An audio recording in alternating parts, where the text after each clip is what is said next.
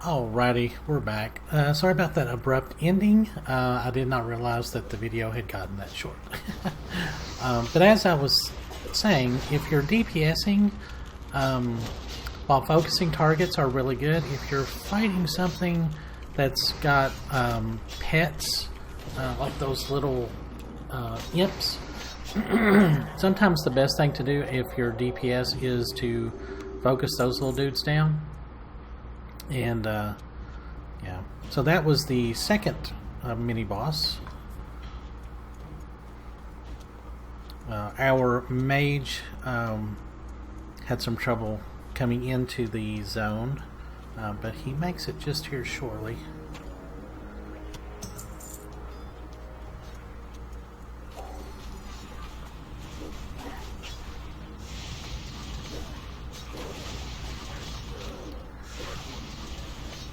So now I get like super paranoid about these sheeps.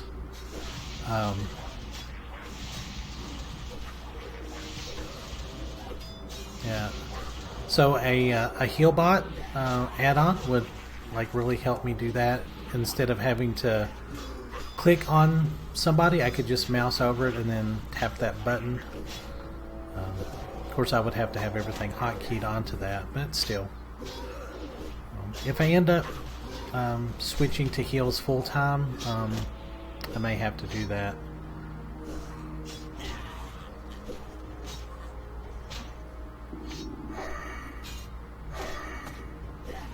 So these corpse eaters, they're a pain in the ass too, because they're like as you kill stuff, like they eat the corpses of their fallen. So really, what you should do is focus them down first.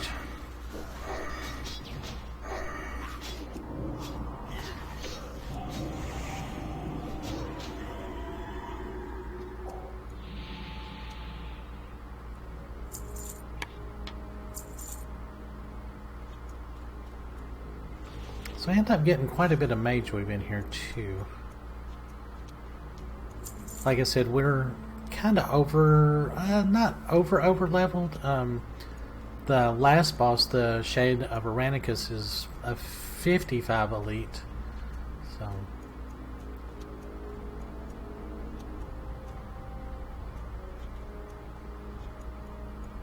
So yeah, I can't remember what happened. We're trying to get back to the mage, because all of these down areas, they kind of all go back to that main one. It looks, I mean, it is kind of complicated, yes, but it's not horrible.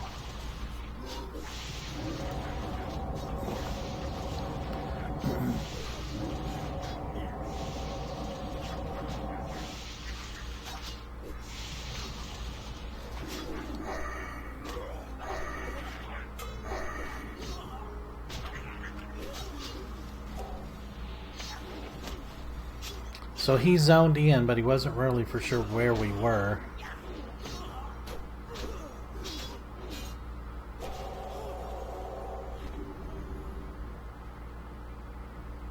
It's not a horrible shoulder piece there.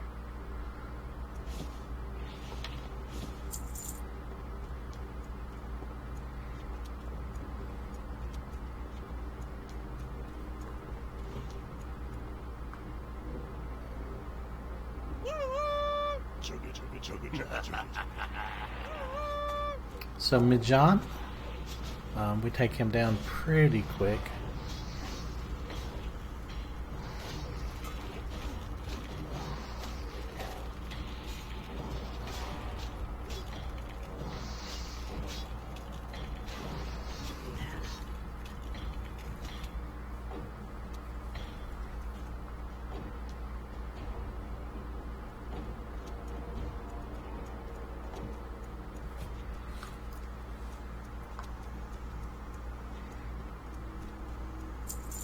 So we're basically kind of looping around each other at this point.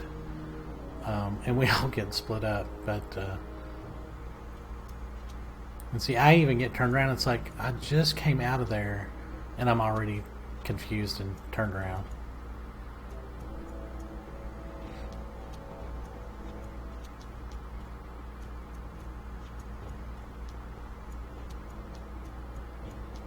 So it's like, am I even going the right way? No.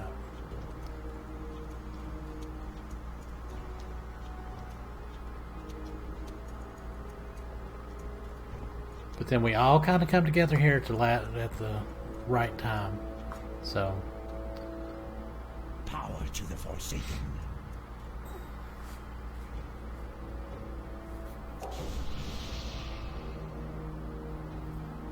Yes. Gives us some cool water.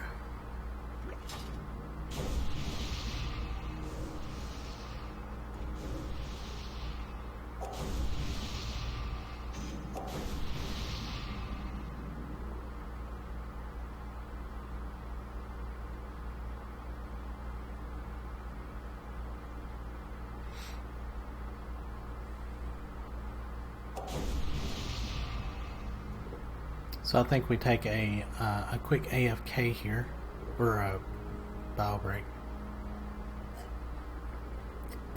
Yep. So we're about halfway done on our mini bosses.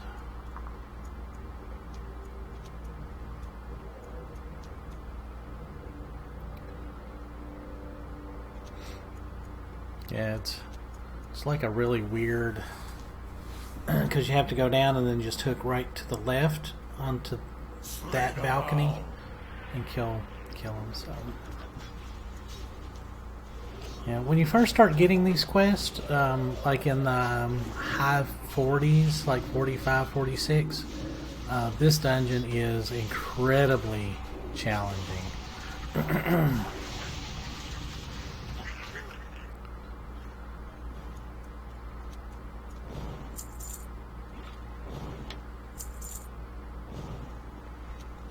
And I would definitely not recommend trying to come down here when you're in the 40s unless you have a really, really solid group. Yeah, I'm trying to think, you know, like how to get those. I couldn't remember where those dropped at. And we actually just end up doing it by accident. So this is Huku, or yeah, something like that.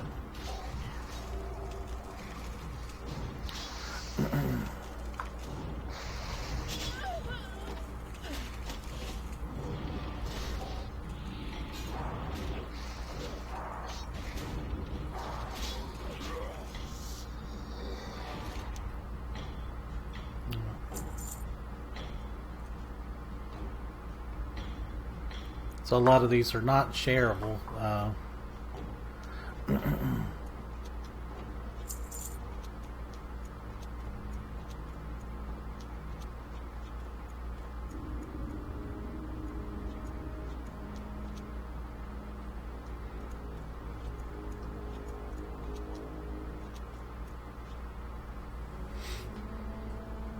But yeah, we should be coming up on our first boss before too long.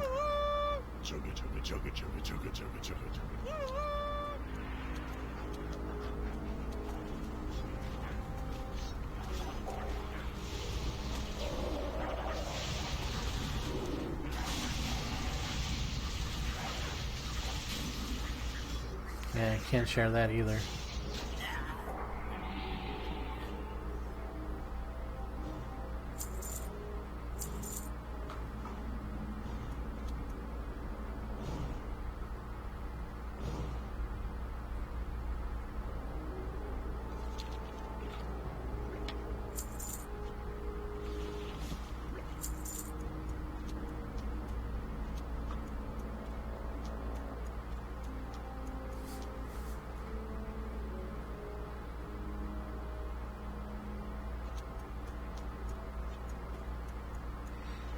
Yeah, having an over-leveled tank really helped this whole dungeon.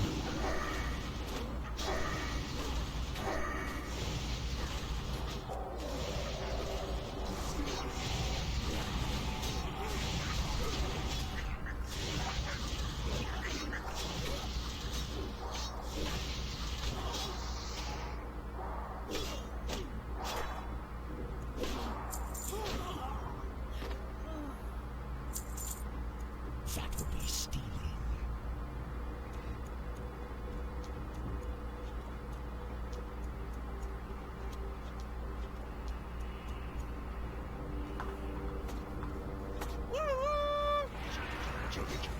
I want to say maybe this is the last one, or maybe there's one more. Yeah, one more after this. So there's the central area, which is what happens when they abbreviate the dungeon. It's basically just that part.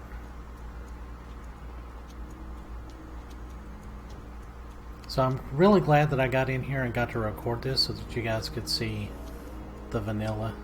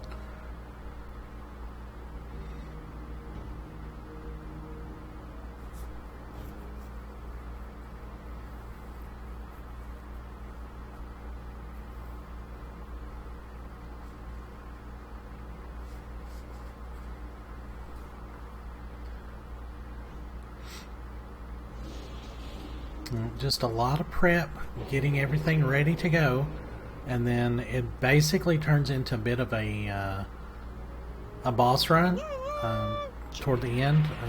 There's a few, like once you get down to where the dragons are, then excuse me, then it's just like a little boss run. Other than those. But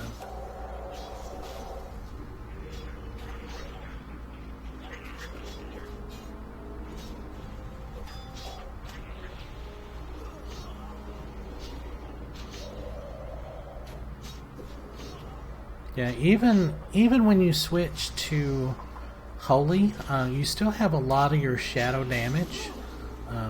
And there's, I think I'll talk about it later on about having, there's a talent in the Holy Tree that adds spell power based on your spirit. And if you can stack enough spirit, like it helps you do more damage and healing so that you can solo. But it's so far down in the tree that it's hard. It would be difficult to do that right off the bat. So this is a low row. This is our final mini boss. Yeah. Shield be down. Rise up, Atal'Hakkar. Rise up. Alright. So then once Jamalon says that, you can jump down, and each of those kind of big blocky sections are basically bosses. So I would have preferred not to jump down here. Where I'm standing is probably your best bet, right off there. But if you've got a good tank, they can just hop down and grab some aggro right off. Which is what he does.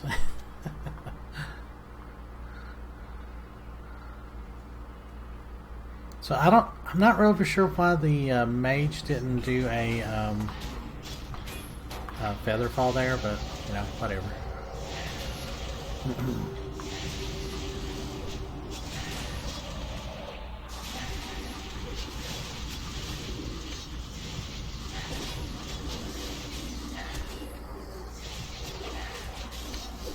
So a lot of these little whelplings,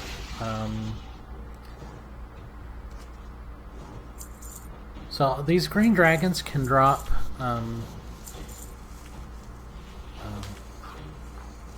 the green dragon scale mail set. It's leatherworking patterns. And then of course as you skin them you get green dragon scales, thick leather, I think even like some rugged leather occasionally. So.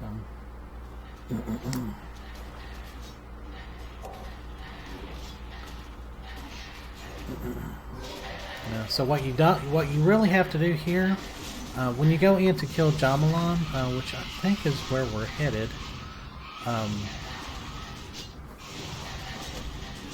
you don't have to kill everything, but when you go into Aranicus, you need to have killed all of the dragons, because they will, when you engage the Shade of Aranicus, they will aggro into that room, and you definitely don't want those ads for that fight. So basically what has happened, the Atal'Hakkar and these green dragons are here to kind of keep Hakkar in check, and then the Atal'Hakkar have come in and corrupted Aranicus, and by then corrupted the green dragons. So these green dragons are actually technically the good guys. They're just corrupted a bit. So that mage got a really good counter spell on that one and drew it in, so that we can do some sweet AoE. I don't know why I did a prayer of healing there. That was way overkill.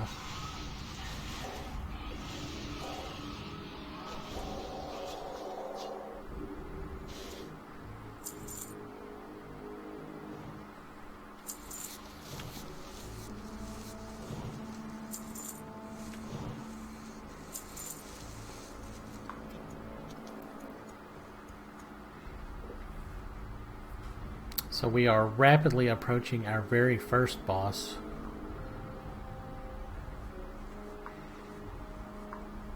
And I guess technically the boss of the dungeon, sorta. So yeah, these some of these trolls, when you kill them, they will spawn a ghost, which is indestructible, and you just basically have to get out of their way, because they kind of move slow, but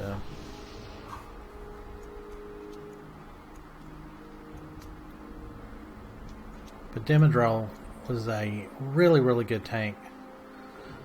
Yeah, I'm not sure why it's jittery like that sometimes. Yeah, and we had a really good mage. We got really lucky.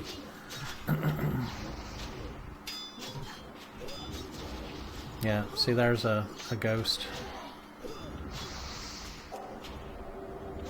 They hit really hard, and yeah.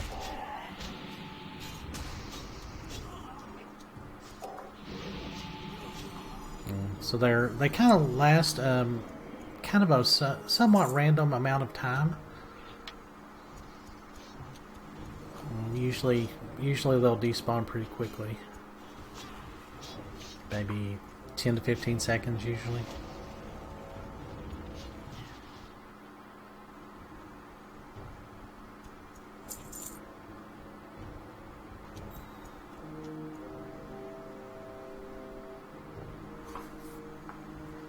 So I'm already kind of worrying about my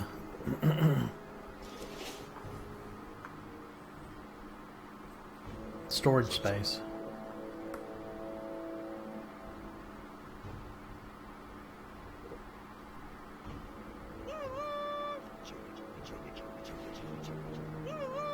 Yeah, a nice line of sight pull there. That's really good.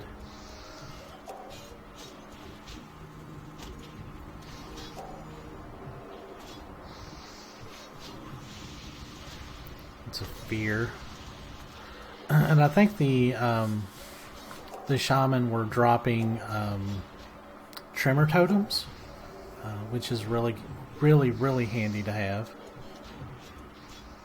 and especially when you've got two of them. Like fear effects, stuff like that. Like it not automatically, but it pulses and drops fear and stuff like that. So you can see these are last a little longer than that first one.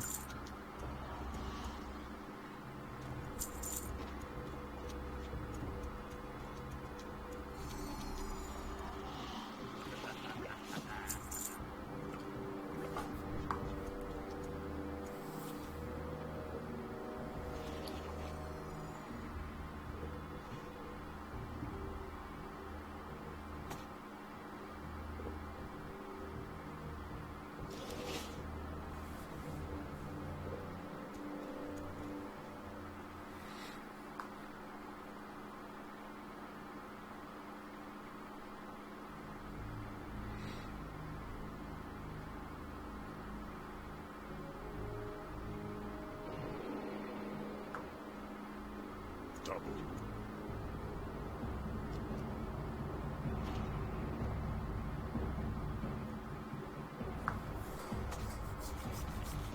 It's an excellent pull again.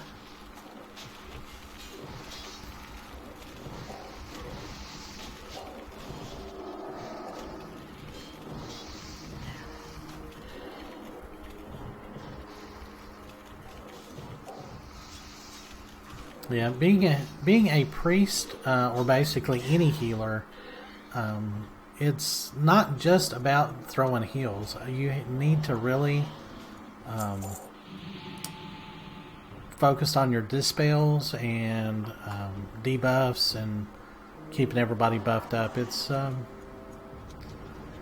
lot. It's a lot to keep up with. So this is a 4-pull. I think the yeah. Oh. I can't remember if she got that sheeper.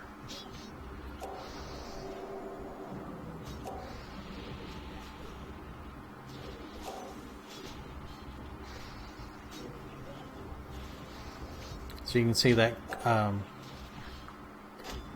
corpse eater just sitting there, just regenerating its health.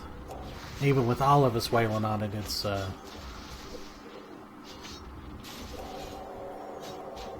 recovering hit points pretty rapidly.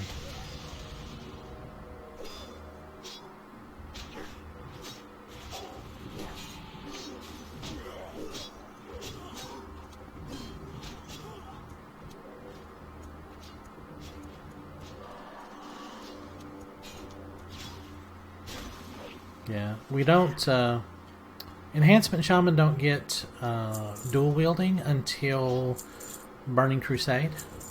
So enhancement shamans, they're still in vanilla a much more hybrid class, like the paladin. They're healers, DPS, and tanks. If you go down the enhancement tree, it is a lot more tanky. Tank gear, increasing threat, increasing your shield block, stuff like that. But of course they're malware, so their armor is not really up to snuff of doing anything other than like dungeons like this, you know, something that's not super super hard.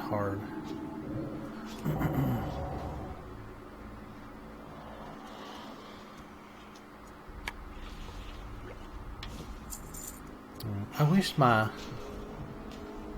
wish I could record better. I wish my stuff turned out a little better.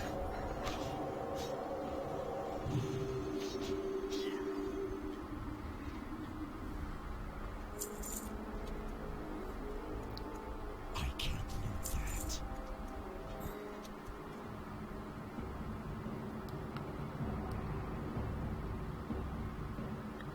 So there's, I think, 2 more groups of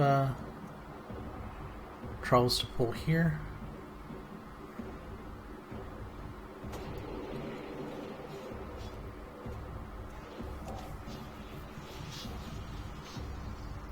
So that you can see that Tauren shaman is occasionally doing the ground stomp.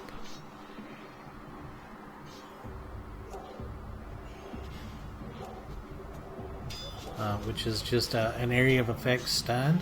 Which is, it takes I think it's like a second and a half of cast time, but it's really, really handy.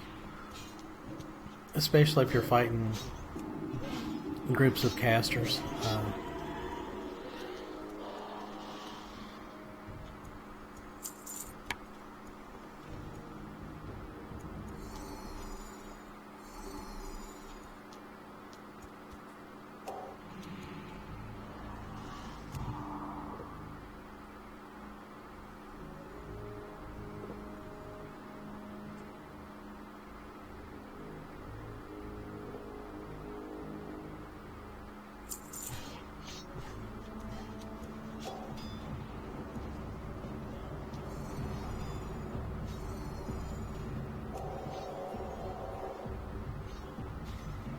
It's not until Burning Crusade that the enhancement shaman really starts coming into their own,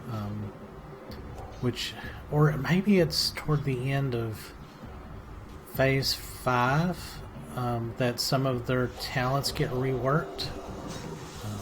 I can't remember when that hotfix went in, that they kind of transitioned from DPS or tank DPS and healing to range DPS, melee DPS, and healing. Kind of helped define them a little bit more, which I really enjoyed. I like that. So here's Jamalon the Prophet and Ogum the Wretched. So you want to kill Ogum as fast as you can. And when he dies, he will turn into like this big giant rage monster, and then you gotta kill Jamalon. I was thinking that you needed Tremor totems for this, but I can't remember if it was Tremor or not. I think they drop them anyway, though.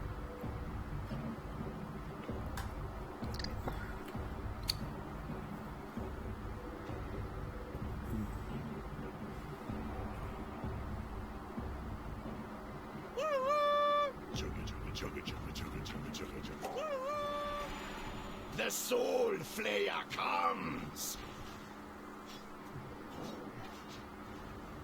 Join us! So now that I'm watching it, I'm trying to kind of see what happens. So Ogum...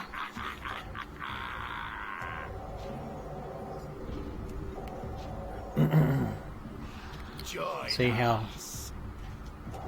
Yeah, he turns, when you kill Ogum, he turns into, like he possesses somebody's body and turns him into the that big creature.